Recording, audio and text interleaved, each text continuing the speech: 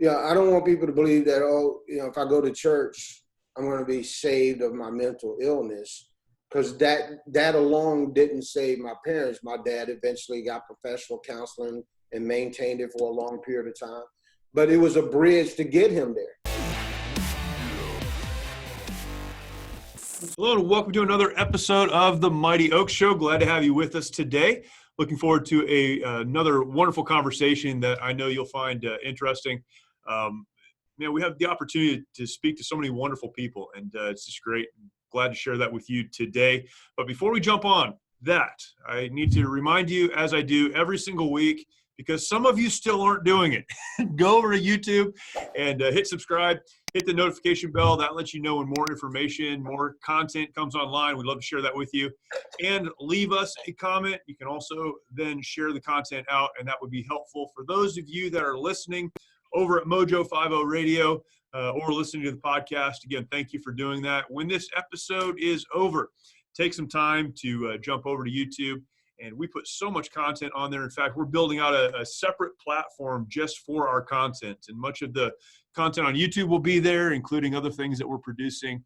And we do that for one reason. That's to give you the resources that you need as someone who may be struggling with some of the things that we talk about. Or you know someone who is, and you can share this out with them. We'd love to provide that for you. So take some time, subscribe to the channel. Again, hit the notification bell so you are in the loop when new content comes online. And that would be awesome. Excited to have a great guest with us today. And, man, we've had so many wonderful conversations over the last couple of weeks. Ty Mans is with us today. And Ty is a retired Army officer. And, here on the Mighty Oak Show, we like to have folks from all branches. We try to focus on the Marine Corps, but the Army is fine too. They're doing good work over there. But retired from the Army, but then transitioned into another career, screenwriting, and now producing faith-based films. And has a film coming out soon that we're going to talk about, My Brother's Keeper. But Ty, thank you so much for joining us. It's kind of a short notice, and you jumped on, and really, really appreciate it. Thank you guys for having me. And again, thank you guys for all you're doing for veterans. You guys are really at the tip of the spear. And guys like myself appreciate that. So thank you guys. Well, thank you for doing the movies like this. And we'll talk about the movie in a little while, but that highlights some of the struggles of those who are coming home from combat and military service. So this is so important. And I think a lot of people don't understand it. Let's just jump in. Where did you come from? So you had this long kind of eclectic career. You're doing different things. Let's talk about where you grew up and how you got into the military first. And to me, that's always a fascinating story. It's funny, people who aren't in the military think that everyone went in for the same reason, because they couldn't find a job. That's always that's not why I went in. I'm sure that's not why you went in. But where'd you grow up? How'd you end up in the military? And what was that like for you? Yeah, so, I'm a coal mining boy. I grew up in a little small town in McDowell County, West Virginia. Wow. I'm always representing my West Virginia Mountaineers to heart. We grew up on dirt roads and outhouses. That was my life in the 60s growing up. And my father was a Marine.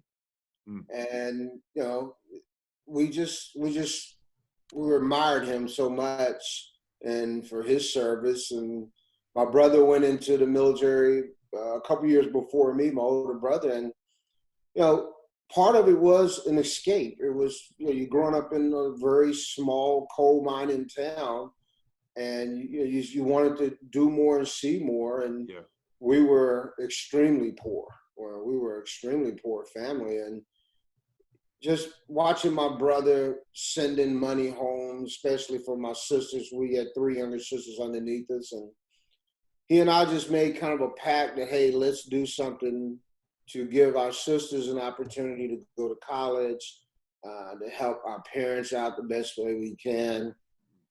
So when my time came, when I graduated, I wanted to serve because my father had served, and I wanted to be able to help the family and get out of small town West Virginia. I just wanted to see what else was out there in the world. And the military at that time just seemed like the perfect opportunity. And I enlisted when I was, I think, the second or third month inside my senior year of high school, I was 17 years old. My dad said, is this what you really want to do? And I said, yes, sir. And he took me to the MEPS, the recruiter rather, and he signed the papers for me. And there was no looking back after that. Now, I'll be honest with everybody. I never thought I would stay as long as I did. And I think at 17, you never really know That's right. what you're going to do at 17. But man, once I got in there and just start doing the work, and being around the soldiers and the leadership, those first 4 years turned into 24 years really quick. That's crazy. Quick. Did you grow up in a home that obviously responsibility was taught to you? You took that responsibility seriously. It sounds like your brother did as well.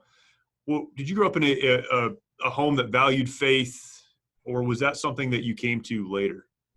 Well, honestly, in the beginning, no. My parents were typical parents back in those days. They were great parents, but they did all the crazy stuff just like any other parent did. They drank, they smoked cigarettes rather, and I mean, they just did what parents did in the 60s. And I came to my faith the same way we all did in my family, and that you see a little bit of that in this movie, because this movie is loosely based on my father's experience when he came back from Vietnam. And when he did, he was suffering from PTSD. And of course, back then, we didn't call it PTSD. It was called shell shock back then. Right. Yeah. And being, I was 10 years old, 11 years old when he came back from Vietnam. And I was a little boy, and I didn't understand it. None of us understood it. No one in the family understood it. But my mother, after a very violent episode, my mother decided, okay, no more. I can't do this. And we left him and went to my grandmother's.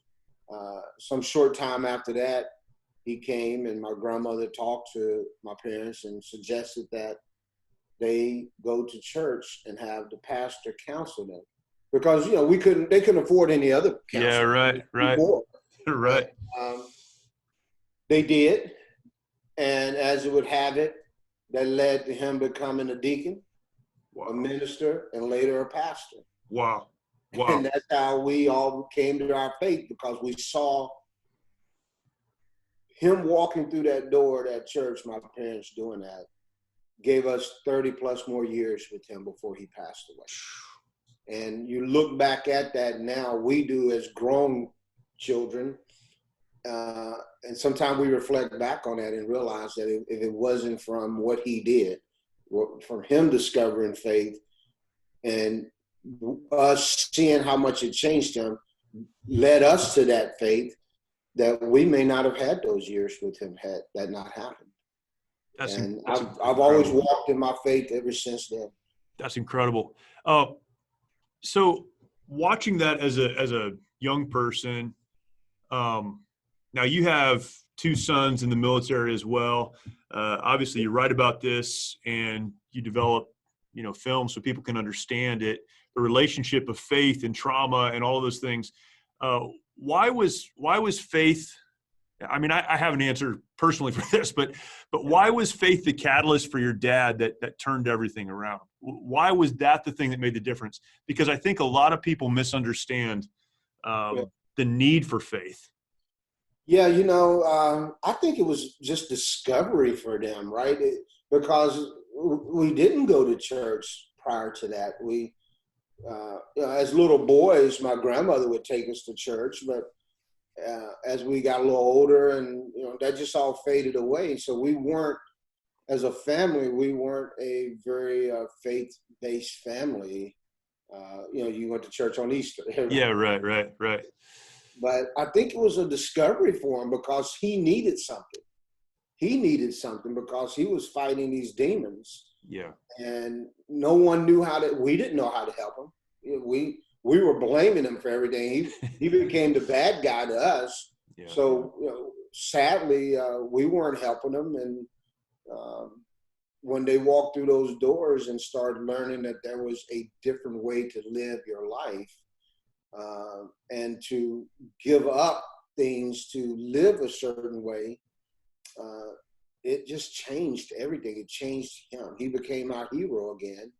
And that changed the entire family, everybody in the family. So, and I just think the catalyst behind it for him was it was discovery. They discovered something that they were willing to live by. Yeah. And that changed everything for all of us. Man, you talk about that. We use the word legacy a lot in our programs, and when we're talking to, men who have struggled and why do you need to turn this around? Why do you need to figure some of this out? Well, you're leaving something behind, that legacy that you're leaving behind. That's and it's right. so important to hear a story like yours or your dad's. He came to a point where he made a decision to leave something else behind. Your legacy, it's not done until you're gone. And man, what an incredible story.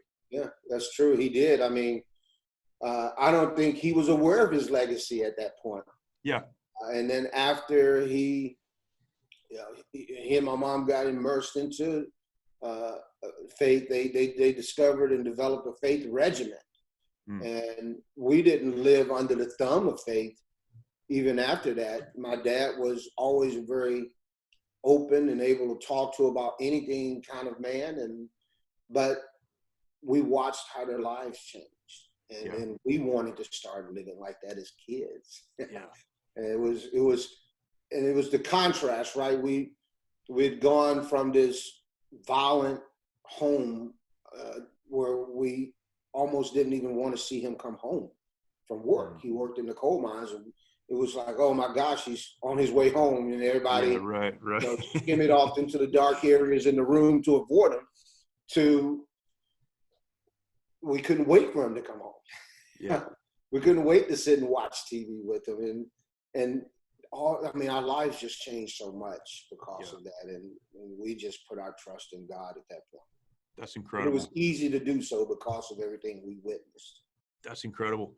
Man, the power of a testimony of a parent is it's an amazing thing. How did that, so watching that transformation take place and learning those things and watching your dad and mom, how did that help you when you then found yourself in the military, maybe dealing with some of the same things your dad had dealt with? Well, I'll tell you this. I felt like I couldn't have been more prepared when I raised my right hand and joined the military because of the talks and the preparation that my father gave us. Yeah. He would talk about, my dad was a Marine. Well, yeah. I should say, he is a Marine because you guys never stop being Marines. Right. Even in death. But he would just sit and talk to us. He would talk to us about being enlisted in the military, being an officer in the military, A, B's, and C's of the military all around. So I know, and I can't speak for my brother, but I think I am in a way. But when I went in, I wasn't afraid at all. I felt like, okay, yep, that just happened just the way Dad said. 2 days later, yep, that just happened. So it's like he laid a roadmap for us, and he prepared us mentally to be where we were. And it was not, for me, the transition was fun. Yeah. Versus hard or difficult. And I think that's part of why I ended up staying 24 years. Right. Did that preparation change how you helped your sons get ready to go into the military? Yeah, it did in a way, because my wife and I decided years ago, because my wife is a veteran also. She served 10 years in the military as a medic and a nurse. And we decided that we weren't going to talk a lot about joining the military because we didn't want to make them feel that that was something they had to do. Right.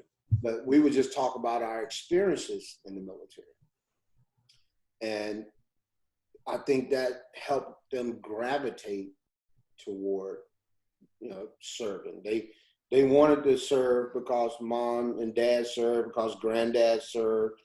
We had uncles and cousins that served, and it got to a point where they almost felt like they didn't want to be left out, and they could see the good in it. Yep. And it just happened that they just both, and my kids, thank God, knock on wood and all that other stuff, but they had academic scholarship offers coming out of high school. My youngest is Our youngest is a track star. He had 47 track offers. Wow. And lo and behold, they both walked right into those ROTC departments. Yeah. Hey, this is all good, but I want to serve my country. So where do I start and when do I sign? And Yeah. there they are. Thank God. We're very proud of our boys, to say the least.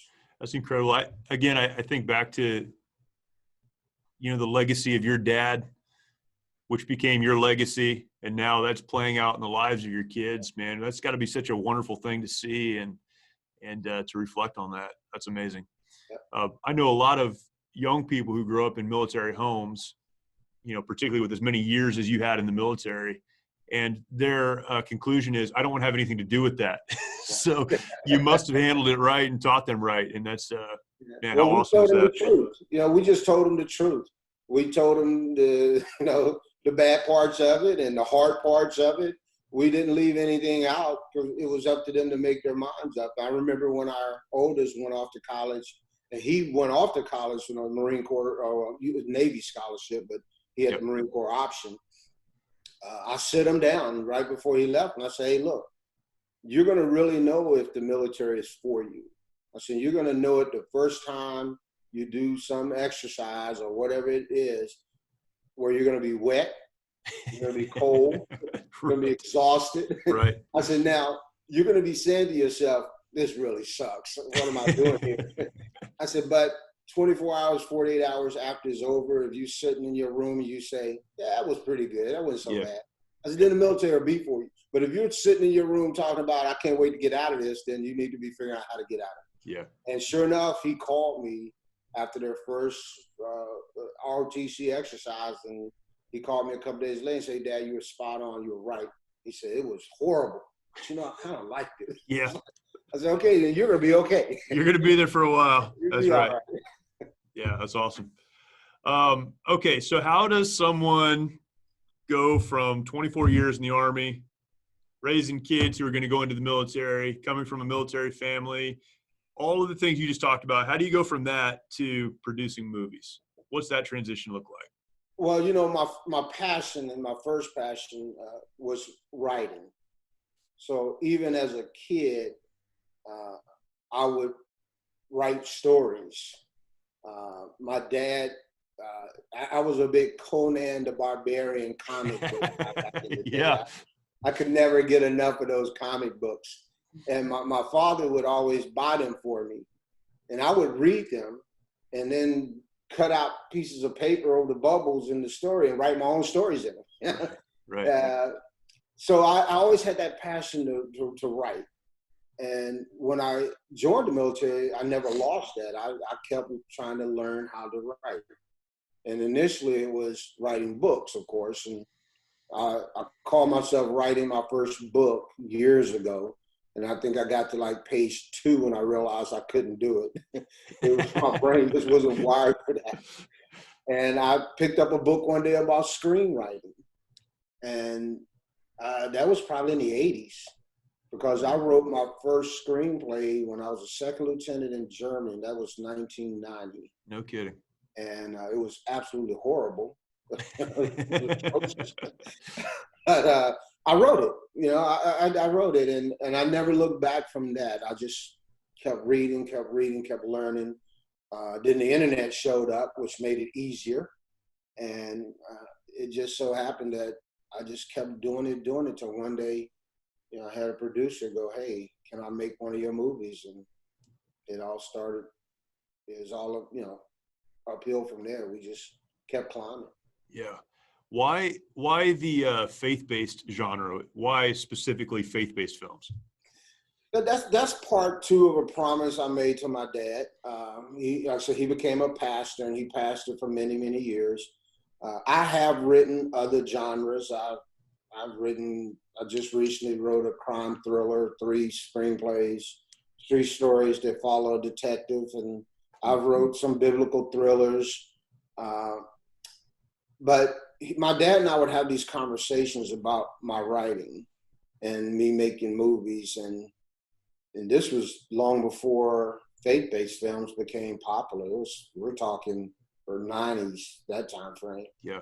And he told me one day, and I didn't understand it when he told me this, but he said, you should write stories about faith and should figure out how to incorporate God's message into some of these stories. I said, okay, I think I can do that. And he said, because if you do that, he goes, you will reach more people with your movies than I could ever reach as a pastor. And I said, what do you mean by that? And he goes, when I walk into my church, I have walls around me. And he goes, I have borders that because of, finances and other things, I just don't get to cross and minister to people to. He said, but your movies won't have walls and your movies won't have borders. They can go anywhere. Yeah. And now looking back at that conversation back then when I didn't really understand what he was talking about, now I do. And so I just wanted to start my career off by writing some of these stories that he and I talked about, and I just love writing these stories because you can take a character in a faith-based story and just flaw them all to get out. They can it's like taking a Brillo pad over them, right? And just roughing them up to the worst they can get, because the redemptive payoff at the end can be extremely big. Yeah.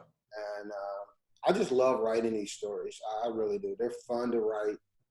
This one, My Brother's Keeper, was a little difficult to write, again, because it was based loosely on my father's experiences, and which is why I didn't direct this one. Also, I decided to bring in a buddy who's also the gentleman that directed this movie is also a former infantryman.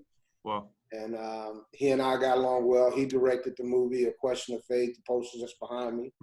And I thought, hey, why don't you come and direct this one for me? Because I just thought it would be a little difficult for me to get that personal with it once we went into production. Can you so talk about that movie for a little bit? My Brother's Keeper. As much as you want to, it's coming out soon, so I know you don't want to give the whole story away, but give us some of the storyline and what could be expected for those who watch it. Well, the story's about the character Sergeant First Class Travis Fox, who's a Special Forces sergeant, and he's, like many of our great warriors today, have spent the majority of his career deployed. Yeah. And something drastic happens while he's deployed, so he has to come back home. And while he's home, he starts looking into the car accident that took his parents some years earlier. And some things start to unravel that don't make sense to him. And as he's trying to weave his way through this path to undo this puzzle to figure out what actually happened to his parents, he starts suffering from PTSD. And he eventually befriends a young lady in the church, and she starts trying to help him unravel not so much the mystery of his parents, but some of the things that's happening to him internally and mentally. And so, yeah, I mean, I don't want to give too much more of it away, but it's a real heartfelt story. It's not a movie just about PTSD. PTSD does play a major part in it, but it's not a movie about PTSD. It's a movie about this mystery that the soldier's trying to solve, and he's the roadblock that gets in his way just happens to be his struggles with PTSD. I think it's interesting you tell the story that way, because it sounds like it's not his deployments or his military service that you're saying caused the trauma. It's the other events in his life. And, we talk about this. That's a very important distinction, because we talk about this a lot. I think people believe that PTSD and trauma and all those things are tied to combat. And so often they'll dismiss their own trauma because they didn't go into combat. Or if they did, they'll hide behind their combat experience and say, well, this is the reason I'm struggling the way that I am. When really this has been our experience. We have, helped thousands of folks through our programs. And although you may have served in combat, it's probably something else in your life that you're actually dealing with. Yeah. And you need to deal with that thing and stop hiding behind the combat thing, or stop dismissing your own trauma because you weren't in combat. And what a fascinating way to tell a story. I think it's great.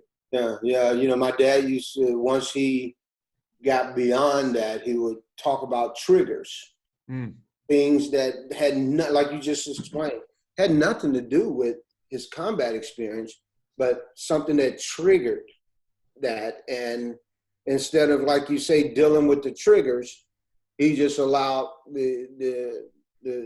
that whole combat issue, and he used it almost sometimes as an excuse or leverage. He would tell him.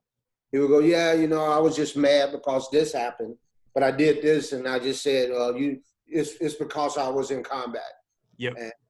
And you're right. Sometimes these triggers happen to these great warriors, and you know, they don't have. Sometimes they just don't have all the resources to help them fight it or understand it. And I'm speaking now, not for them, but my father.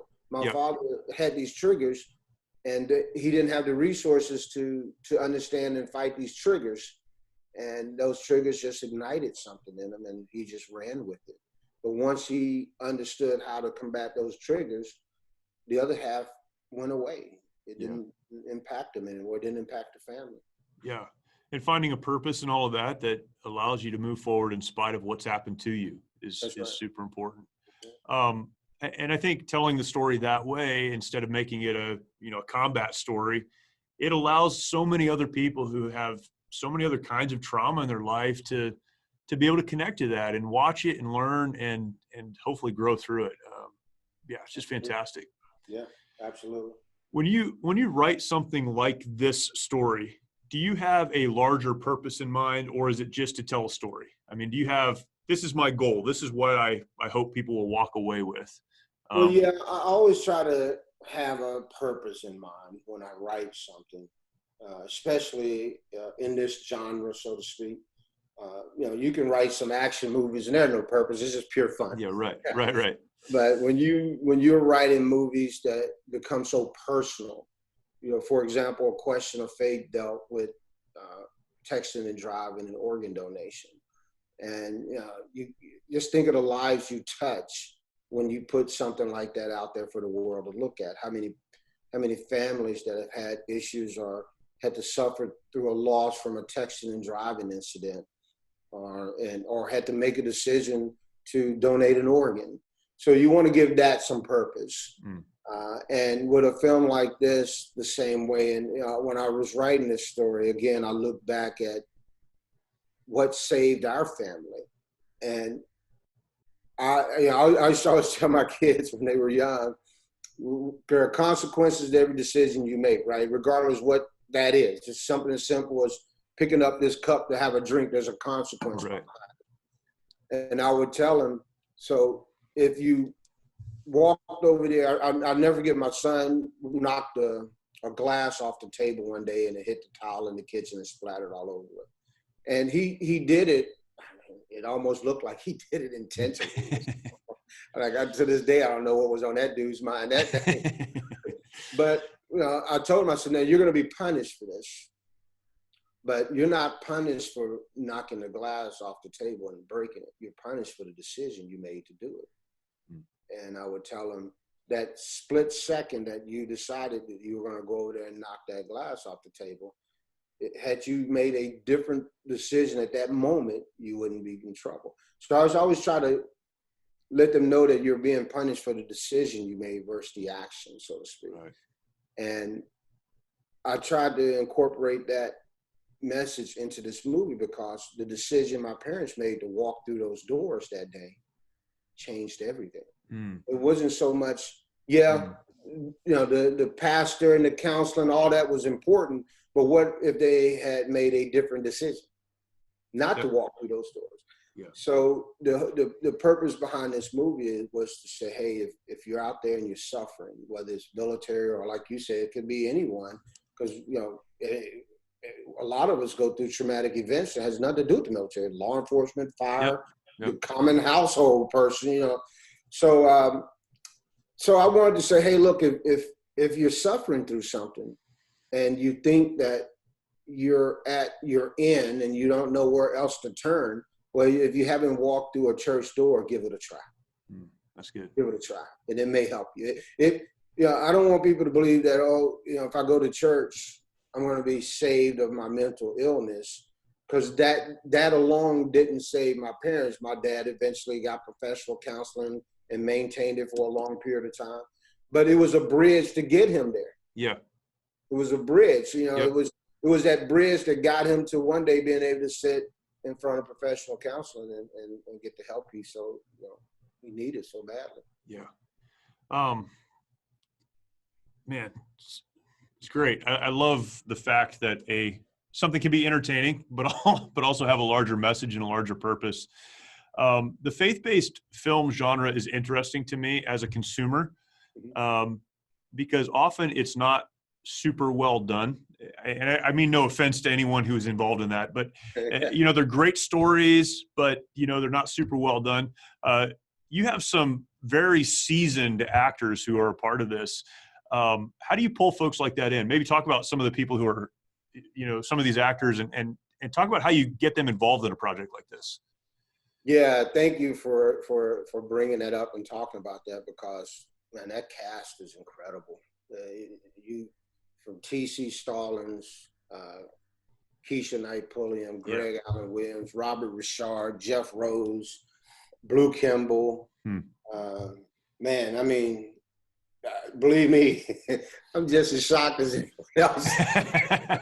And I look at that cast, that when we finally said, okay, that's the cast, I remember Kevin Otto, the director, turning to me and said, you're going to get in theaters with this movie with that cast. And I was like, wow. Because it boils down to, for your actors, it really does boil down to the writing, the script. And I would dare say, and I'm not trying to say by any measure I'm this great writer, but when you hand off a script to talent like that, they want something they can sink their hands into and discover a new way of them doing something on screen. So T.C. Stallings, and I don't know if you had a chance to interview T.C. yet or not, but T.C. Stallings was always going to play the lead. When we were on the set making A Question of Faith, T.C. was in that movie. I had watched him in War Room and Courageous. Yeah, I knew his work. And one day we were out by the crafty table talking, and I said, hey, I want to write this story I got in mind, and I think you'll be fantastic for the lead if you're interested. And if you interview TC, he'll tell you that he agreed. He go, oh, yeah, you write it out. But he'll tell you, after I said that, he was like, yeah, whatever. I hear this all the time, And as it would have it, maybe a couple of weeks, maybe inside a month later, I sent him the draft. And he came back and was like, wow, man, you really did it. And he goes, I love it. I love to do it. And it just kind of snowballed from there. We sent it out to Keisha Knight Pulliam's management. She read it, immediately came back and said, I want to play this character. Awesome. Greg, I had worked with Greg on A Question of Faith. I sent it to him. He was like, I'm in. When do we start? Robert Richard, my business partner, met him in a coffee shop out in California one day and started talking to him about it and said, okay, we'll send you the script. Next thing you know, he's in. So it just started snowballing. And the common theme for all of them is, man, I just love this script. I wanted to do this movie. And also the fact that they also have such a high respect for our military. Right. And they, some of the comments I got back from them were, this is a story that I can get into because it glorifies the military and not the mental illness. It really shines great light on our service personnel. That's great. So they just leaked right in, and before you know it, we were sitting in the production office looking at our production wall and all these photos up there and just going, wow, look at that cast. Yeah. It's going to be a lot of fun. Yeah, that's incredible. And it is great to see, mainstream Hollywood folks who care about the military, care about faith, care about telling a good story that's going to help people instead of a lot of, what is produced elsewhere. That's right. And you're right. I mean, there there's, just like anything else, the market, when the faith-based genre became popular, the market became saturated. Right. Right. And that happens in every genre. Right. You make a good cowboy movie, you're going to Sure. see 30 cowboy movies come behind that Right. inside a 6-month period. So sadly, some of the stories, they just didn't represent the faith-based genre that well. And for my business partner, Bishop Mackey, and I, our goal, we call our movies generational films. And what we mean by that is our goal is to be able to make a movie that every generation can sit in one area, in one room and watch.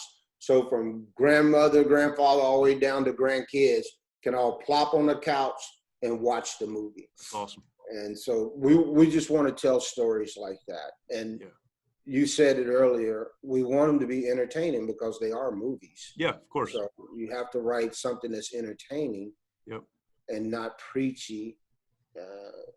So I don't know if we're hitting the mark, but we certainly feel like right now we're hitting the mark. So. Yeah. So even with a great cast like this, when you write a story like this one, particularly since, it represents a lot of your dad's struggles and some of those things you remember growing up and seeing, I would imagine, I've done some writing, but I've never had anyone act out what I wrote. I would imagine there's a way in your mind you believe it's going to happen. And then when you start filming, maybe things don't look exactly the way that you thought they would. With such a personal project, something that is, real to you, something that you lived in many ways. How do you navigate that when these things are being filmed, when it's unfolding? You jump in and say, stop, that's not the way I wanted it, or how do you handle that? Well, one, you have to write a story first. And when I teach seminars, I always, and usually I get called on to teach writing seminars at film festivals and things of that nature.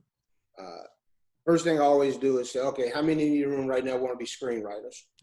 And they all raise their hand, of course, because it's a screenwriting class. Right. Kind of a loaded question. But then I'll say, okay, all of you are destined to fail in this industry. And of course, the odds get big. And I'll go on to tell them that anybody can write a screenplay. All you got to do is get a piece of paper and type fade in. And if it's 100 pages later, type the end and you have a screenplay. But what you may not have is a story. Right. And so I try to focus on telling a good story. And I feel like, okay, if we can do that, then as a director, you shouldn't have to do a lot of hard work. Because you give that off to the talent. And when you have talent like TC and Keisha and Robert and Jeff Rose and Blue Kimball, people like those guys, you don't have to do a lot.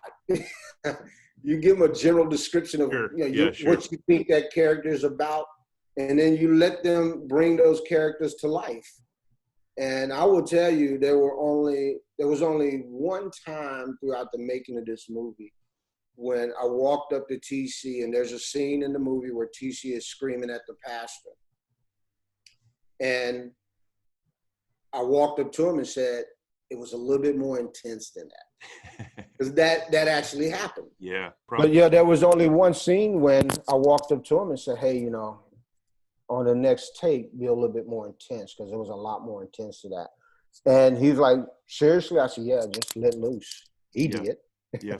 and he did that. But I will tell you, there were a number of times that I walked up to those guys throughout the movie and the making of it and said to them, wow, that was fantastic. I didn't write it that good. What you guys just did was incredible. Yeah.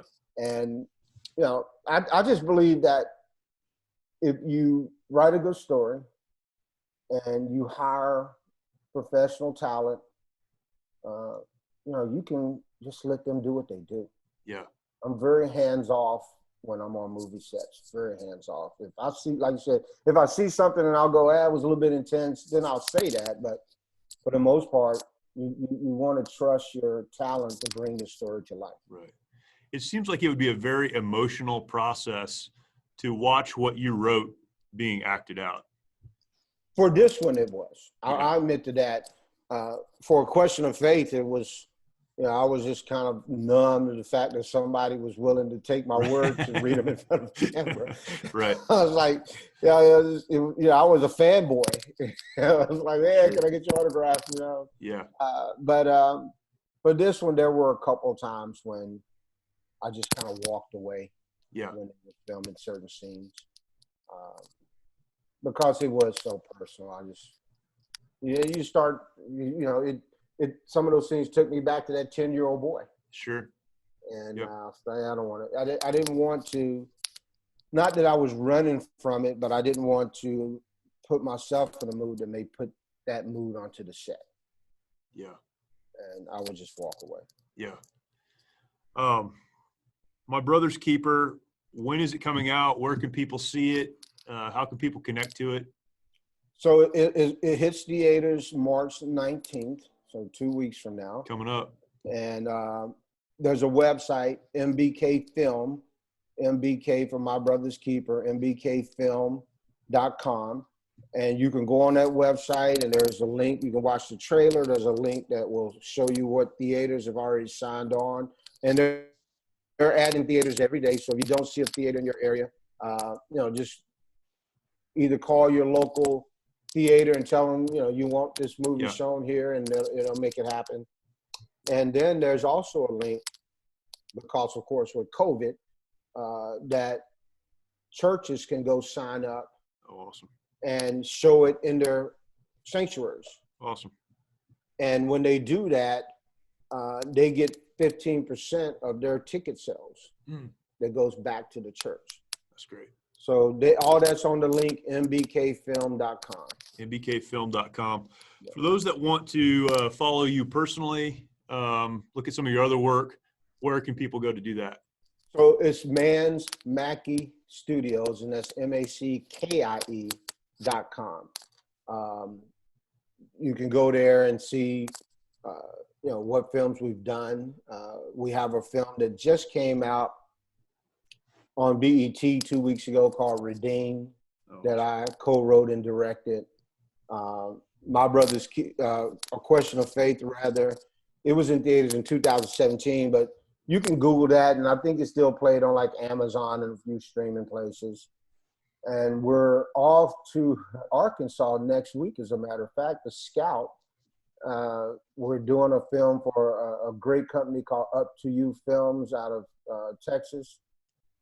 They wrote a beautiful script about a baseball coach and his team, just a lovely faith-based story. And we're going to be in Harrison, Arkansas from the 28th of April to the 18th of June, making that movie for them. That's great. That's we're great. Excited. And that one will probably be released sometime first quarter next year, somewhere in that time frame. So we're excited about that. These guys from Up to You Films are just fantastic executive producers, just fun to work with, and we're really excited about that. Has aside from the rest of the conversation, has COVID hurt your business at all, or I know for a lot of people it has. Has it damaged you guys at all? Well, it's kind of yes and no, to be honest with you. We didn't do anything last year. Okay. We decided that we weren't going to take any risk, right, putting people out there.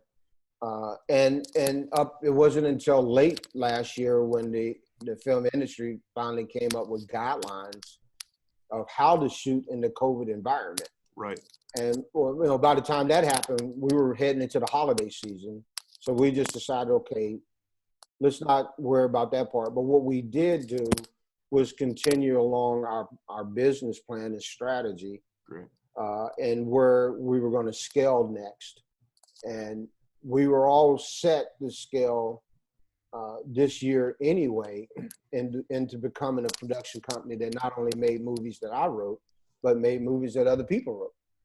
Hence why we're going to Arkansas. Yeah.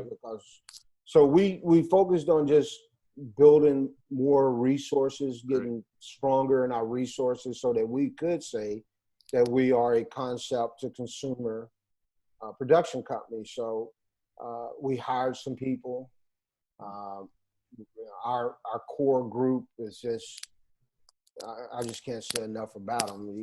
We got a guy, Robert Bigelow, who is our senior producer now, Emmy award-winning talent, wow.